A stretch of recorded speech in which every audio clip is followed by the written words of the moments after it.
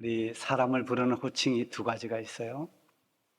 하나는 각 지역이나 어떤 이 나라마다 그 언어 문화권 안에서 만들어진 그 호칭입니다. 그래서 이런 호칭은 타 문화권에 있는 사람들은 잘 이해가 안 가는 그런 호칭이죠. 제가 어떤 곳에 가면은 저에게 그렇게 합니다. 아버님 이쪽으로 오세요. 아버님 어떻게 하세요? 우리 딸이 아닌데 저한테 아버님이라고 합니다. 아마 저랑 비슷한 나이의 또 여자분들은 어머님 뭐 이렇게 하겠죠. 식당에 가면 여러분들이 나이가 적건 많건 식당에서 이렇게 일하시는 분을 부를 때 언니, 이모 이렇게 부릅니다. 만약에 이것을 이해 못하는 타문화권에 있는 사람들이 우리 한국말을 배워서 이렇게 식당에 가면 아니 언니였는가 이모인가 이렇게 이제 착각을 할 수 있겠죠. 이렇게 그 시대 문화에서 나오는 그런 호칭이 있는가 하면은 실제적인 관계에서 나오는 호칭이 있습니다. 이것은 어떤 관계 또 신분, 직위 이런 거에 따라서 정확하게 붙여지는 호칭입니다. 그냥 통틀어서 또 어떤 문화적인 입장에서 나이 든 남자나 여자들을 아버님, 어머님 이렇게 부르는 또 식당에서 이모 또는 언니 이렇게 부르는 그런 호칭이 아니라 정말 그 관계 때문에 붙여진 이름, 그런 호칭이 있습니다. 예수 믿는 그리스도인들이 우리 하나님을 부를 때 아버지라고 부릅니다. 하나님 아버지. 오늘 우리 기도할 때도 하나님 아버지 이렇게 했는데 그 아버지라고 부를 수 있다는 것이 얼마나 감격스러운 일인지 모릅니다. 천지 만물을 창조하시고 우주 만물을 주관하시는 창조주 하나님을 우리가 아버지라고 부를 수 있는 이 특권이 어떻게 우리에게 주어졌는가?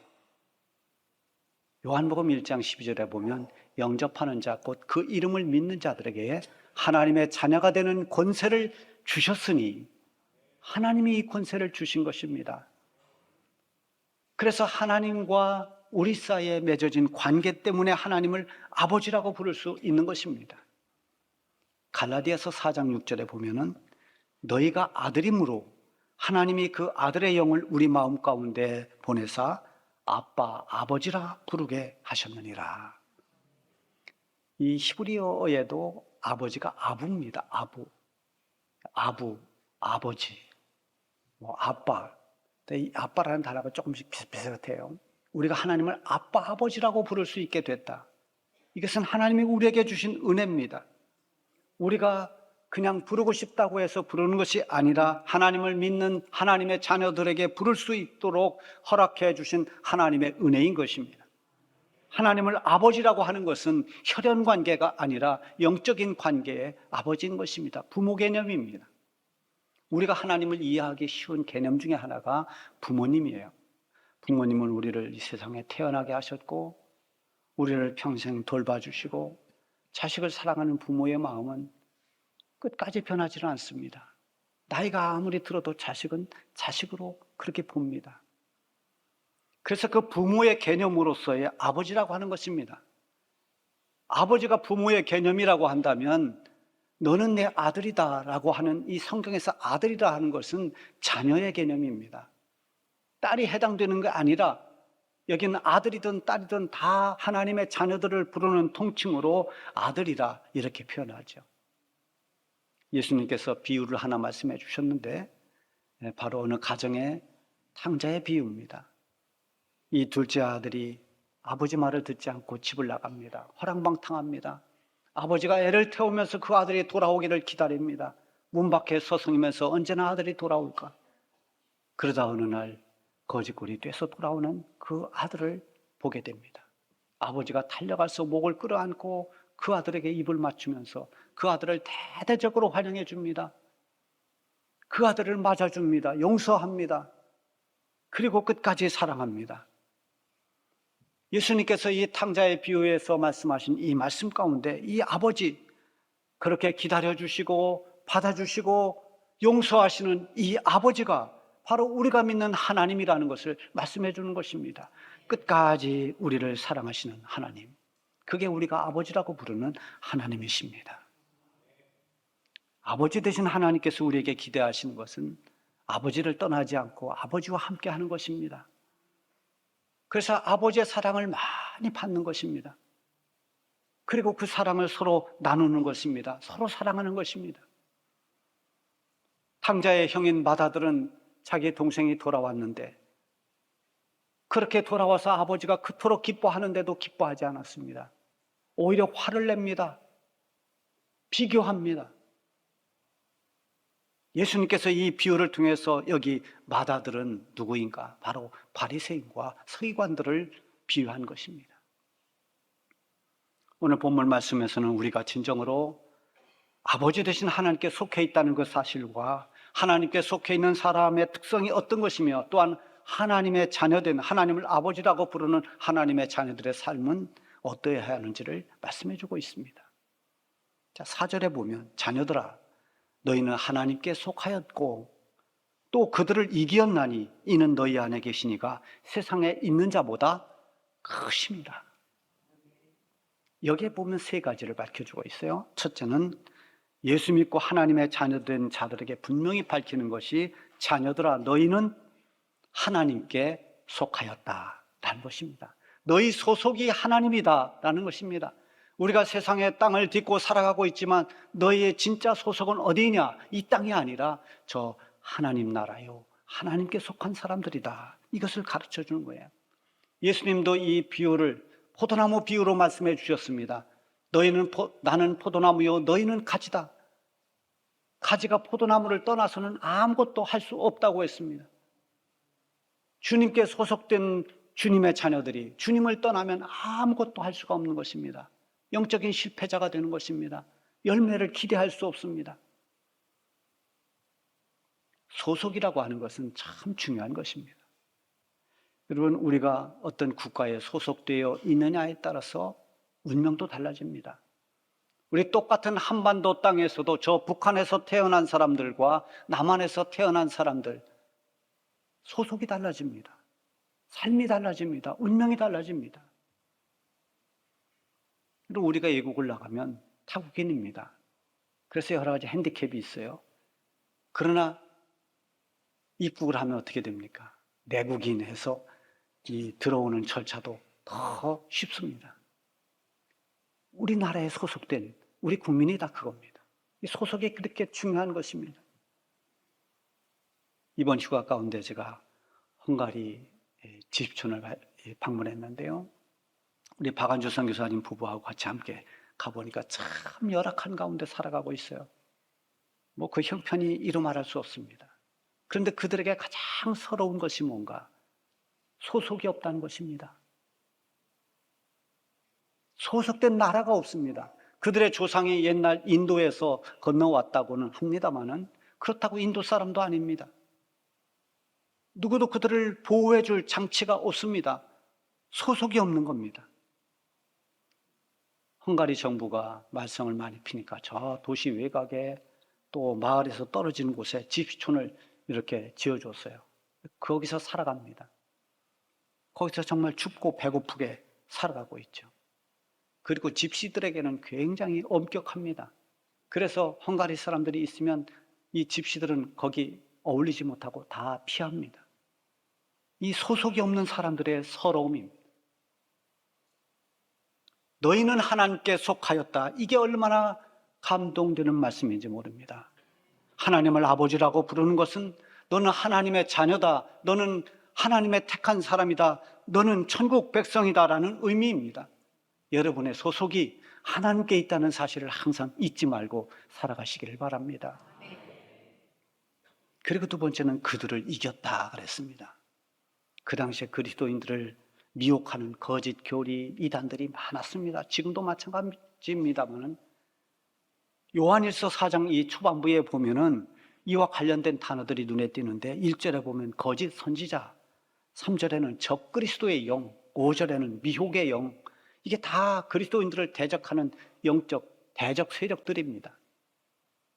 이렇게 하나님의 자녀된 성도들을 넘어뜨리려고 하는 이런 영적 세력들이 많음에도 불구하고 오늘 말씀에 보면 너희가 그들을 이겼다라고 선언합니다. 우리가 하나님의 자녀된 자리에 있을 때 결국은 그들이 아무리 회방을 하고 우리를 대적한다 하더라도 너희가 이긴다는 것입니다. 그 이유가 바로 그 다음에 나오고 있죠. 이는 너희 안에 계신 이가 세상에 있는 자보다 크심이라. 하나님의 크고 위대하신 그 하나님이 우리 아버지 되시기 때문에 하나님의 크고 위대하신 그 하나님의 능력으로 그 모든 것을 이길 수 있다는 것입니다. 결국 우리를 대적하는 모든 대적자들을 이기게 하시는 분이 하나님이시고 그들을 물리치시는 분이 하나님이시다는 것입니다. 우리의 아버지 되신 하나님을 우리가 신뢰하고 하나님께 속해 있으면은, 그리고 하나님을 의지하면 우리가 신뢰하는 하나님께서 우리의 힘이 되어주시고 우리의 능력이 되어주시고 우리의 도움과 승리가 되어주시는 것입니다. 그래서 결국 우리가 이기게 하시는 것입니다. 오늘을 살아가는 우리도 우리 영혼을 무너뜨리려고 하는 여러 가지 영적 대적자들이 굉장히 많습니다. 수많은 그런 영적인 그런 거짓 세력들 또는 여러 가지 우리의 신앙을 무너뜨리려고 하는 세상적인 그런 반그리스도적인 문화, 우리의 힘으로는 감당하기 어렵습니다. 그러나 하나님을 의지하고 믿음으로 담대히 우리가 맞서면 하나님께서 우리의 손을 강하게 하시고 결국 우리로 하여금 승리하게 하실 것입니다. 로마서 8장 37절에 보면 그러나 이 모든 일에 우리를 사랑하시는 이로 말미암아 우리가 넉넉히 이기느니라. 우리가 넉넉하게 이길 수 있는 이유가 어디에 있는가? 누구로 말미암아? 우리를 사랑하시는 이로 말미암아. 우리에게 환난이 있고 곤고와 박해와 기근과 적신과 위험과 칼, 이 수많은 위험 요소가 있어도 이것이 우리를 넘어뜨리려 한다 하더라도 우리를 사랑하시는 하나님으로 말미암아서 우리는 넉넉히 이길 수 있는 것입니다. 하나님은 우리의 아버지가 되십니다. 우리는 하나님께 속해 있는 하나님 자녀들입니다. 하나님은 우리 안에 계셔서 우리를 무너뜨리려고 하는 세상의 악한 영들과 모든 대적 세력을 이기게 하십니다. 그러므로 우리가 확실하고 견고하게 해야 될 것이 나는 지금 하나님께 속해 있는가 하는 것입니다. 나는 지금 하나님께 소속되어 살아가고 있는가. 오늘 본문 5절 6절에 보면 그들은 세상에 속한 거로 세상에 속한 말을 하며 세상이 그들의 말을 듣느니라. 우리는 하나님께 속하였으니 하나님을 아는 자는 우리의 말을 듣고 하나님께 속하지 아니한 자는 우리의 말을 듣지 아니하나니 진리의 영과 미혹의 영을 이로써 아느니라. 여러분, 세상에 속한 사람들은 들리는 것이 세상의 말밖에는 없습니다. 다른 말을 듣지 못합니다. 아니, 들으려고 하지 않습니다. 세상의 뉴스가 전부입니다. 세상 사람들이 말하는 가치, 세상에 흘러가는 유행, 또 문화, 세상에 추구하고 있는 모든 행복, 여기에 모든 걸 걸 수밖에 없습니다. 하나님의 말씀을 듣지 않습니다. 복음은 귀에 들어오지 않습니다. 세상의 삶이 전부이기 때문에 이 세상 사는 동안 그저 잘 먹고 잘 살고 누리면 만족하는 겁니다. 세상의 말에만 귀를 기울이다 보니까 말하는 것도 다 세상적인 말만 할 수밖에 없습니다. 여러분, 이것은 안타깝게도 교회를 다니고 있다 하더라도, 주일날 한번 예배를 드린다 하더라도 우리가 세상의 말에만 집중하며 살면 주일날 드리는 예배는 하나의 종교 생활에 그치고 말하는 모든 언어나 사고방식, 이런 것들이 세상적으로 흘러갈 수밖에 없습니다. 사람이 말하는 그 언어를 보면 그 사람의 말 속에 그가 무엇을 중요하게 여기고 그가 정말 하나님께 속한 자녀로 살아가고 있는지, 정말 주님을 사랑하고 교회를 사랑하는 사람인지를 알 수가 있습니다. 교회에 대해서 얘기하면 덜 부정적으로 얘기하고 주님을 잘 얘기하지 않고 복음 전하는 데는 입을 다물고, 여러분, 하나님의 자녀로 살아가고 있는가? 늘 우리는 우리 말 속에서, 우리 행동 속에서 그걸 점검해 보아야 됩니다. 하나님께 속한 사람은 하나님의 말씀을 귀담아 듣습니다. 복음을 듣는 귀가 활짝 열려 있습니다. 세상의 말이 끊임없이 들려오고 있는 가운데에서도 하나님의 말씀을 마음에 새기며 살아갑니다. 세상의 문화 속에 살아가고 있지만 하나님을 더 존귀하게 여기고 주 예수님을 가장 귀하게 여기며 살아가는 것입니다. 우리가 부르는 찬송가 94장에 보면 주 예수보다도 귀한 분은 없네. 이 세상 부귀와 이 세상 명예와 이 세상 행복과 바꿀 수 없네. 이런 찬송이 있습니다. 하나님께 속해 있는 사람은 이 세상의 명예, 행복, 부귀, 주 예수님과 그것을 바꿀 수가 없는 것입니다. 세상의 무엇보다도 하나님을 귀하게 여기기 때문입니다. 자녀는 어쩔 수 없이 부모를 닮습니다. 아버지의 성품이 아들에게도 있습니다. 아버지 되신 하나님의 성품이 무엇입니까? 우리 하나님 아버지의 대표적인 그런 성품을 말한다면 바로 사랑입니다. 오늘 본문 8절에 보면 사랑하지 아니하는 자는 하나님을 알지 못하나니 이는 하나님은 사랑이심이라. 하나님은 사랑이심이라. 그렇습니다. 아버지 되시는 하나님은 사랑으로 가득하신 분입니다. 죄로 말미암아서 멸망받을 수밖에 없던 우리를 구원해 주신 것도 하나님 사랑 때문입니다. 하나님이 세상을 이처럼 사랑하사 독생자를 주셨으니 독생자를 주셔서 예수 믿고 구원받게 한 그 원인이 어디에 있습니까? 하나님이 우리를 이렇게 사랑했기 때문입니다. 예수 믿고 구원받게 된 것도 믿는 자에게 하나님의 자녀되는 권세를 부여받은 것도 부족하고 어리석은 우리를 참아주시고 용서하시고 회복시키는 것도 다 하나님 사랑 때문입니다. 이렇게 우리를 사랑하시는 하나님 아버지의 은혜를 우리는 잊지 말고 살아가야 됩니다. 그 은혜를 갚을 길은 없습니다. 그러나 그 은혜를 늘 마음에 새기며 감사하며 응답하는 삶을 우리가 살아가야 됩니다. 그것이 바로 서로 사랑하는 것입니다. 우리도 하나님 사랑을 받았으니 이제는 우리가 서로 사랑하는 것입니다. 하나님께 속한 모든 하나님의 자녀들은 사랑하며 살아가야 됩니다. 지금 세상은 여러 가지로 전쟁이 끊임없이 계속되고 있습니다. 서로 대적하고 싸우고 갈등하고 살아가는 사람들이 너무나 많습니다. 여러분, 우리는 사랑하며 살아야 할 사람들입니다. 하나님 사랑에는 영원 사랑이 있습니다. 어떤 조건 때문이 아닌 하나님께서 사랑하는 사람들, 하나님께서 긍휼히 여기는 그 영혼을 우리도 사랑해야 됩니다. 이것이 전도와 선교, 이 모든 것의 근본적인 이유가 되어야 됩니다. 그런 차원에서 전도해야 됩니다. 이번 여행 가운데 이 헝가리 집시 선교를 하는 우리 박한죽 선교사님을 만났는데요. 함께 며칠을 같이 지냈습니다. 선교사님이 얼마나 좋아하는지 제가 오기를 그렇게 기다렸다고 그래요.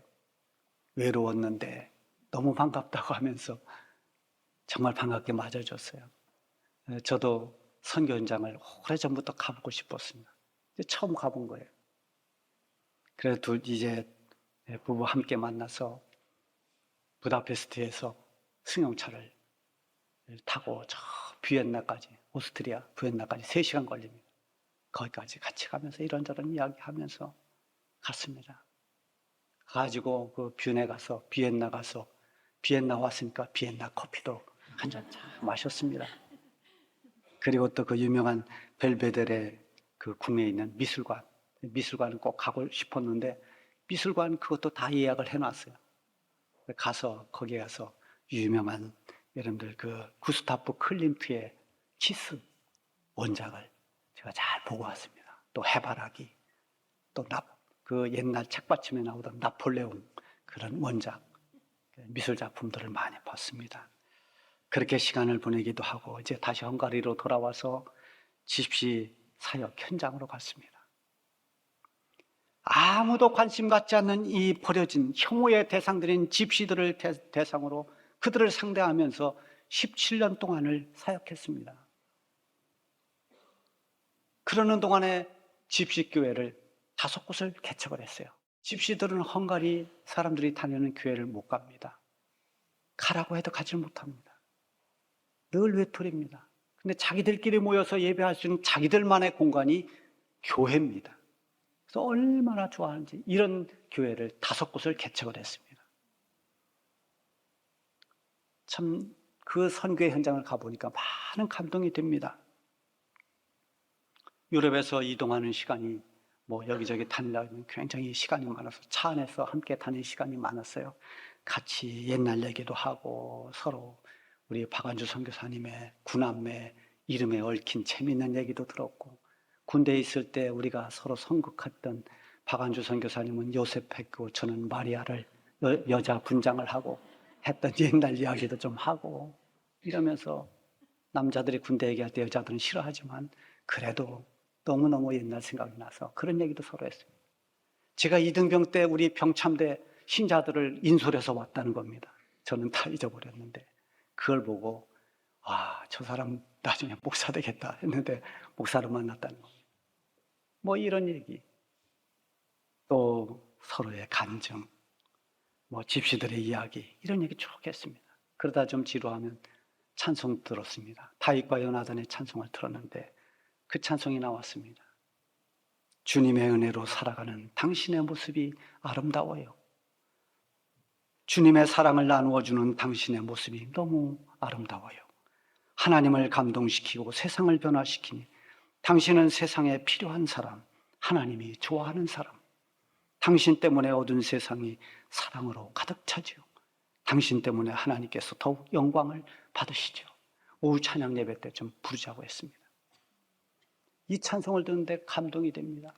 괜히 울컥했습니다. 제가 이 박완주 선교사 부부가 그 사역했던 것이 떠오르면서, 그래서 선교사님, 이 찬송은 선교사님 부부를 말하는 겁니다. 박완주 선교사님이 미국에서 목회를 잘해서 교회를 개척해 부흥시켰어요. 그런 가운데 교통사고를 당해서 한쪽 다리를 절단했습니다. 의족을 하고 어떻게 보면 무너지는 것 같은 그때 헝가리의 집시를 향한 하나님의 부름을 받고 헝가리로 떠난 겁니다. 그 17년 동안 이 집시들에게 모든 사랑을 다 쏟았습니다. 집시들은 별로 이 표현을 잘 안 해요. 감정을 읽을 수가 없어요. 고마워할 줄도 잘 몰라요. 이 박완주 선교사님이 10년 만에 자기 의족을 집시들에게 보여줬답니다. 그냥 그때서 당신이야말로 우리를 사람으로 대접해 준다고 감동을 받았다고 해요. 그렇게 집시들을 위해서 모든 정성을 쏟고 있습니다. 헝가리 사람들도 이 집시라면 두 손 두 발 다 들었습니다. 무개념적이고 윤리의식도 없고 그리고 변화도 없는 그들에게 끝까지 인내하면서 복음을 전하는 선교사님의 그 흔적을 제가 보았습니다. 집시촌 신방을 일정으로 잡아서 가보니까 집터가 있는데 그 터에 좀 우리 같으면 벌써 거기다 상추 심고 고추 심고 해서 다 먹을거리 해먹을 텐데 잡초만 무성합니다. 아니 저기 모래도 좀 심어 먹으면 되지 않습니까? 아무리 심으라고 해도 안 심는다는, 심지를 않, 변화가 없습니다. 뭘 하려고 하질 않습니다. 우리는 그렇지 않습니까? 병아리 많이 키우다가 그래서 닭 만들어서 닭 팔아서 염소 사고, 염소에서 돼지 사고, 돼지 사서 소 사고, 병아리를 사다 줬답니다. 잘 키워서 이걸로 나중에 염소도 사고 돼지도 사라. 그래서 다음에 병아리가 얼마나 컸나 가봤더니 한 마리도 없더랍니다. 다 잡아먹었습니다. 이렇게 변화 없는 이런 사람들을 붙잡고 복음을 전한 것입니다. 그렇게 끝까지 변하지 않는 사람들 인내하면서 오직 주의 복음을 전했던 그것은 단 하나 때문입니다. 하나님의 사랑 때문입니다. 사랑하는 자들아, 우리가 서로 사랑하자. 사랑은 하나님께 속한 것이니 하나님은 사랑이심이라. 복음을 전하는 일은 말의 능력이나 전도의 방법이 중요한 게 아닙니다. 영혼을 진정으로 사랑하는 것입니다. 하나님 아버지는, 우리의 아버지 되신 하나님은 사랑이시다고 그랬습니다. 하나님의 자녀된 우리도 서로 사랑하며 살라고 했습니다. 여러분, 서로 사랑하며 살아가십시다. 무엇보다도 영혼을 사랑하는 우리 모두가 되기를 바랍니다.